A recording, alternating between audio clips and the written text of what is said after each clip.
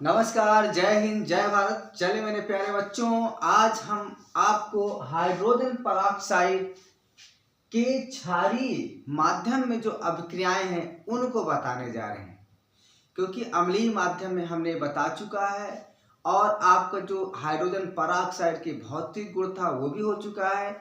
Hydrogen peroxide कैसे बनता है ये भी बता चुके हैं, इसकी संरचना कैसे होती है ये भी आपको बताया जा चुका है।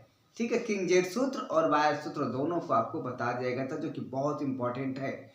आज हम आपको बताने जा रहे हैं इसके क्षारीय माध्यम में कुछ महत्वपूर्ण अभिक्रियाएं। तो चलिए बिना देरी किए हुए आपको स्टार्ट करते हैं क्षारीय माध्यम में हाइड्रोजन पेरोक्साइड की अभिक्रिया।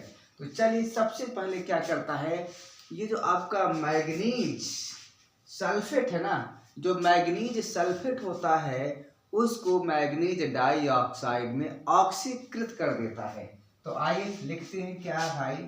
सबसे पहले क्या होता है, ये मैग्नीज सल्फेट को पहला पॉइंट है, मैग्नीज सल्फेट को यह ऑक्सीकृत करता है मैग्नीज डाइऑक्साइड में,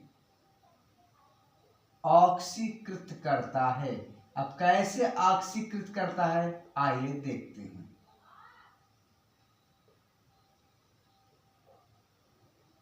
जबकि माध्यम कैसा होना चाहिए, क्षारीय होना चाहिए। तो आइए देखते हैं क्या है पहला चीज। जो आपका हाइड्रोजन पेरोक्साइड है उसका फार्मूला तो आपको पता ही होगा, H2O2 होता है। ठीक है, तो यहां पर हम मैग्नीज सल्फेट जब यहां लिखेंगे MnSO4, ये मैग्नीज सल्फेट है।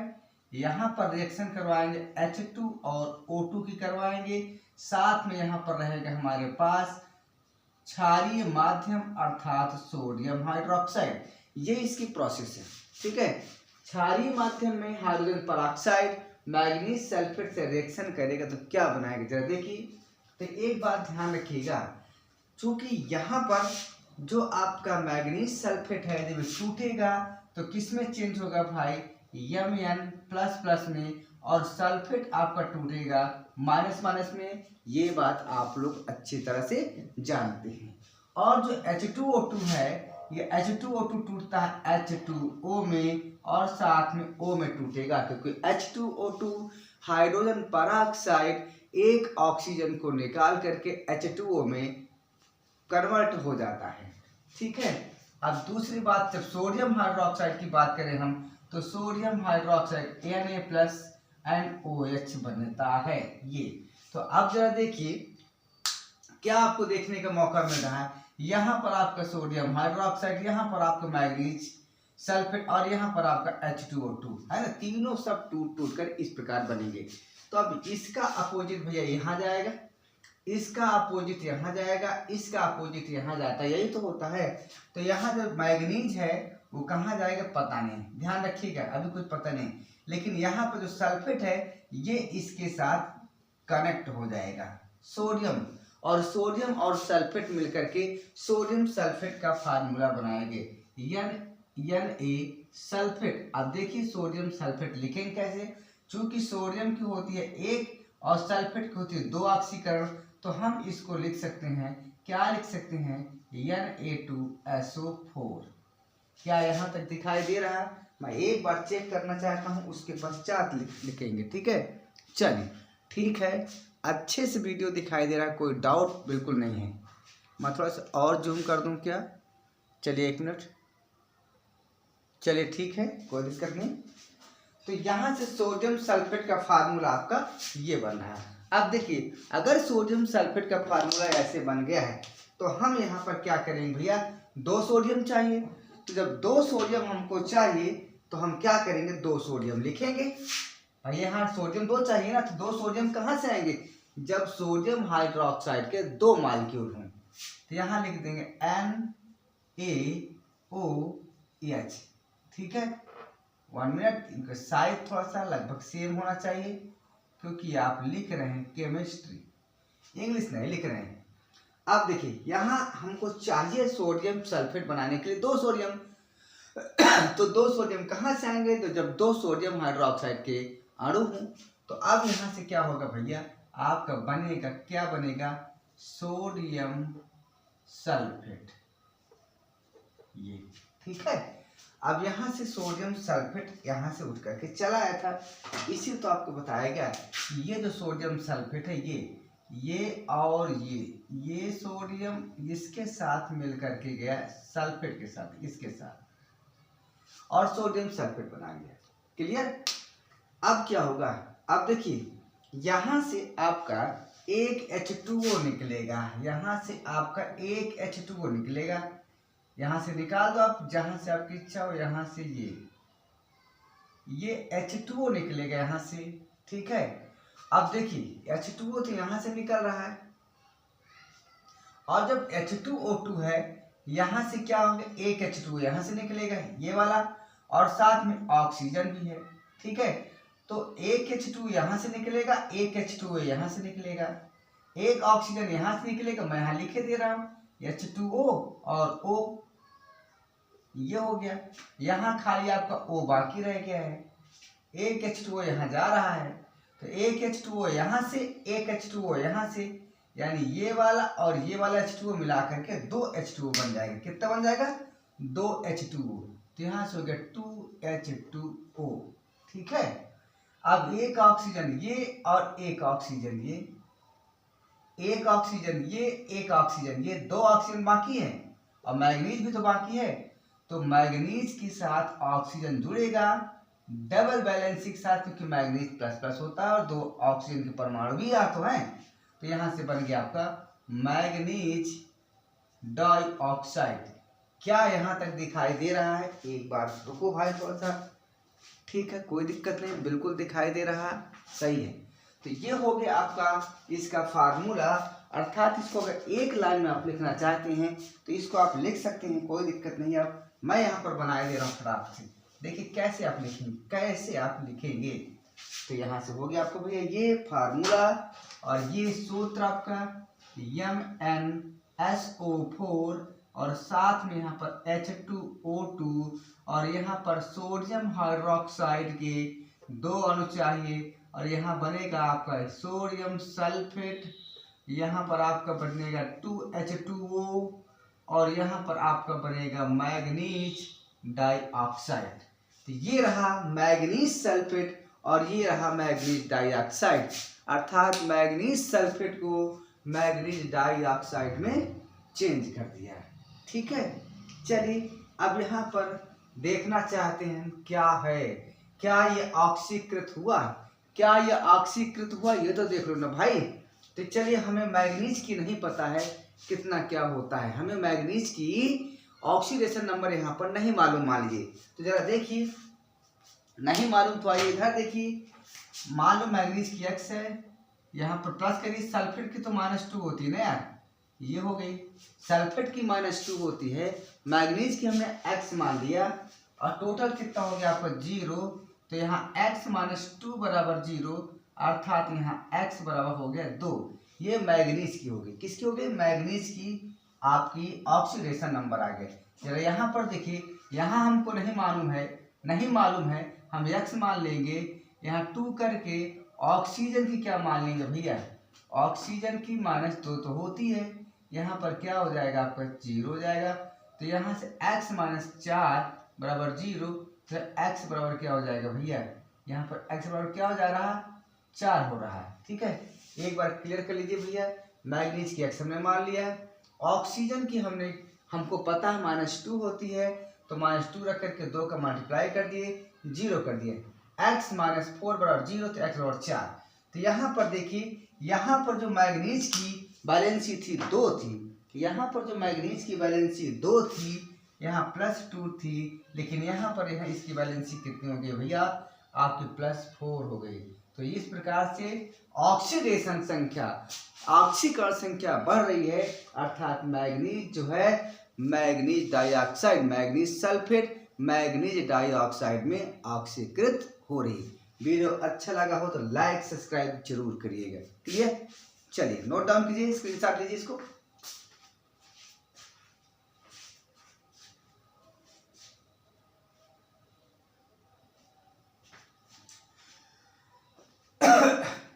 गया। चलिए चलिए दूसरा देखिए आप, ये तो हो गया होगा। आप देखिए इसी प्रकार और कुछ महत्वपूर्ण रिएक्शन।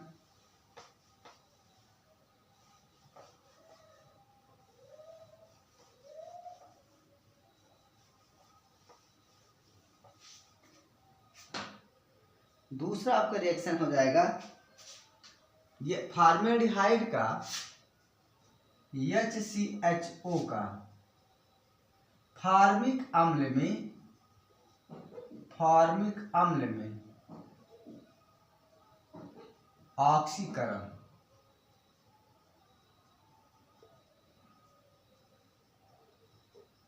अब ये क्या भैया, चलिए HCHO को देखते हैं क्या हो रहा है यहाँ पर। भाई यहाँ पर भी कुछ हो रहा है, होने वाला होगा। आइए देखते हैं क्या लिखते हैं। ये तो फॉर्मेल्डिहाइड है ना, तो यहाँ HCHO कर दो, HC≡OH कर दो, ये फॉर्मेल्डिहाइड है। इसकी क्रिया करवाएंगे हम किसके साथ, H2O2 के साथ, H2O2 के साथ करवाएंगे। माध्यम आपका होना चाहिए क्या, क्षारी। OH का मतलब क्षारी होता है, डाल दो OH, क्या दिक्कत है भैया, ठीक, OH कर दो, ठीक है। जब यहाँ रिएक्शन होगा तो भाई होगा क्या, यहाँ पर क्षारीय माध्यम होगा। यहाँ पर क्या होगा भैया, ये जो H2O2 है ना, ये टूट जाएगा H2O में। क्या होगा, H2O में टूट जाएगा, H2O में टूटेगा, प्लस ऑक्सीजन में टूटता है, ठीक है। तो यहाँ से ऑक्सीजन क्या करेगा, अटैक करेगा। कहाँ अटैक करेगा, देखते जाइए आप लोग फटाफट। यहाँ से पहले इसको आप लिख लीजिए, यहाँ पर ये है, यहाँ से बनेगा ये ऑक्सीजन यहाँ पर जाकर अटैक करेगा। पहले H2 आप यहाँ लिख दीजिए, H2 आपका हो गया, ठीक है। अब बचा ऑक्सीजन, तो ऑक्सीजन यहाँ से यहाँ जाएगा, कहाँ जाएगा, यहाँ पर जाएगा। जब यहाँ पर जाएगा तो क्या होगा कि यहाँ ये OH के साथ आ जाएगा। किसके साथ आ जाएगा, OH के साथ आ जाएगा, ठीक है, बिल्कुल जाएगा OH के साथ। अब जब OH के साथ जाएगा तो यहाँ पर देखिए HC यहाँ आएगा पहले O और इसके साथ H, बैलेंस देखिए बराबर, कोई दिक्कत नहीं। और ये है क्या, ये है भैया आपका HCOOH, इसे कहते हैं फॉर्मिक अम्ल। यहाँ पर क्या है, फॉर्मेल्डिहाइड,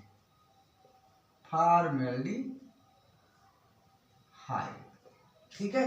तो फॉर्मेल्डिहाइड को ये फॉर्मिक अम्ल में कन्वर्ट कर देता है, क्लियर। चलिए अगला देखिए क्या है भैया, आप देखिए इसकी अम्लीय गुण देखिए। चूंकि H2O जो है ना, H2O2 बहुत दुर्बल, यानी इसकी जो अम्लीय प्रकृति है बहुत क्षीण होती है। कौन, H2O2 की जो अम्लीय प्रकृति होती है ये बहुत क्षीण होती है। तो मैं यहाँ पर लिख सकता हूँ, क्या लिख सकता हूँ, इसकी अम्लीयता के बारे में थोड़ा बहुत। अम्लीय प्रकृति, अम्लीय प्रकृति यहाँ लिख दीजिए। थोड़ा सा मैं यहाँ थोड़ा मिटाना चाहता हूँ, 1 मिनट जल्दीबाजी में।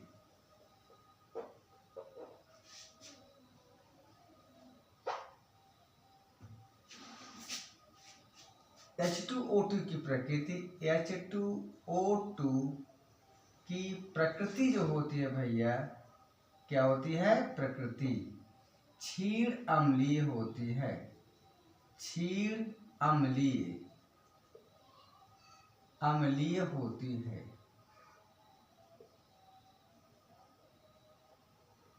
जी ठीक है, इस फॉर्मिक अम्ल को मैं इधर लिखता हूँ क्योंकि यहाँ पर जगह नहीं है। ये है आपका फॉर्मिक अम्ल। जो H2O2 की प्रकृति है क्षीण अम्लीय होती है। ये लिटमस के प्रति उदासीन होता है, लिटमस के प्रति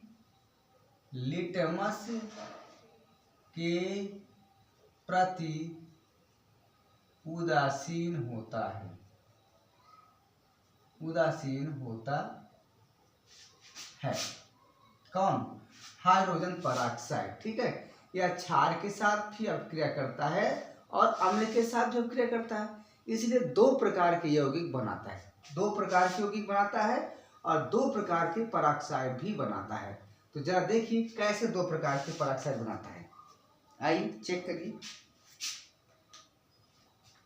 H2O2 है, जब ये क्षार के साथ रिएक्शन करता है ना 2 प्रकार के बनाता है। कैसे देखिए, H2O2 है ये, इसकी जब हम रिएक्शन करवा दें किसके साथ, सोडियम पेरोक्साइड, सोडियम हाइड्रोक्साइड के साथ करवा दो, NaOH, ये ठीक है।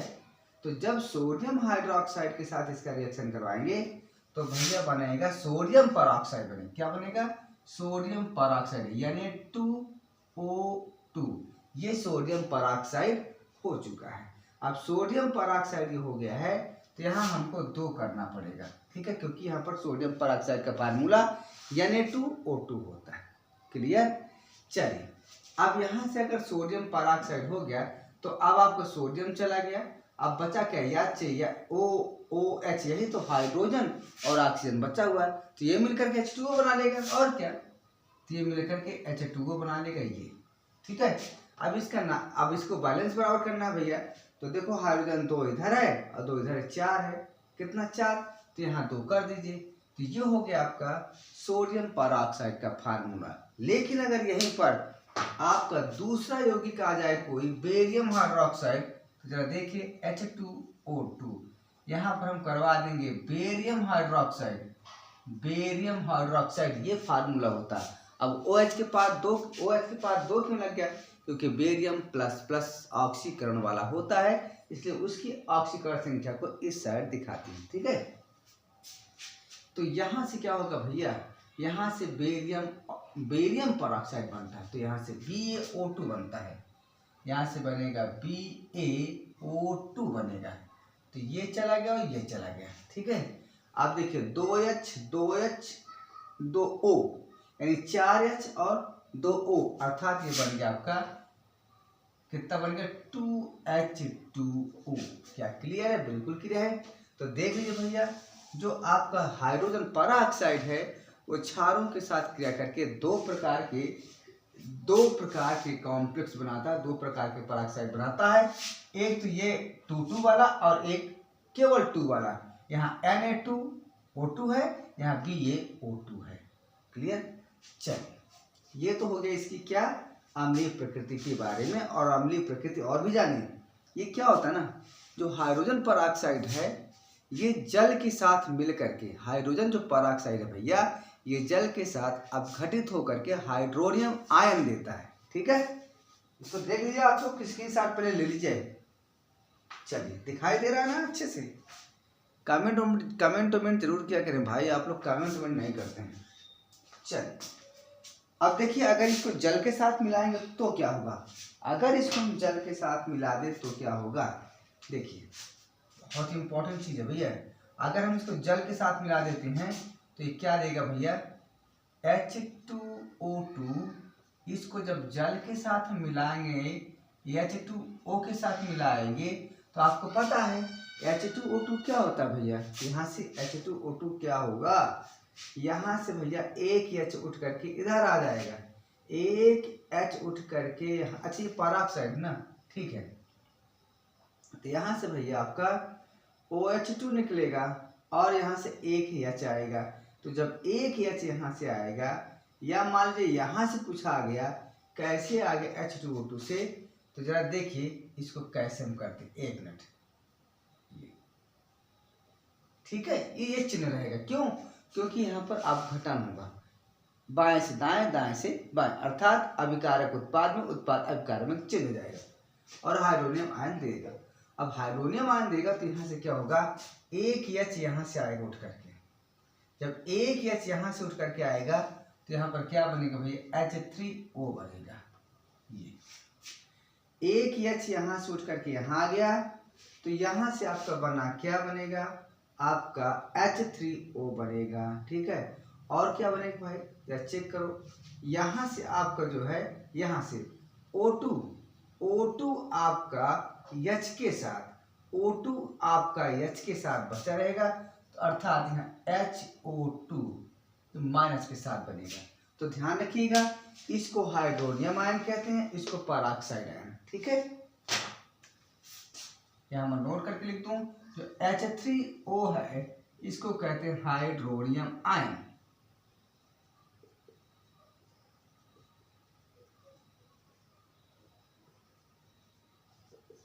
और जो आपको OH ऐसे 1 मिनट, जो HO2 ये वाला है ये परऑक्साइड आयन।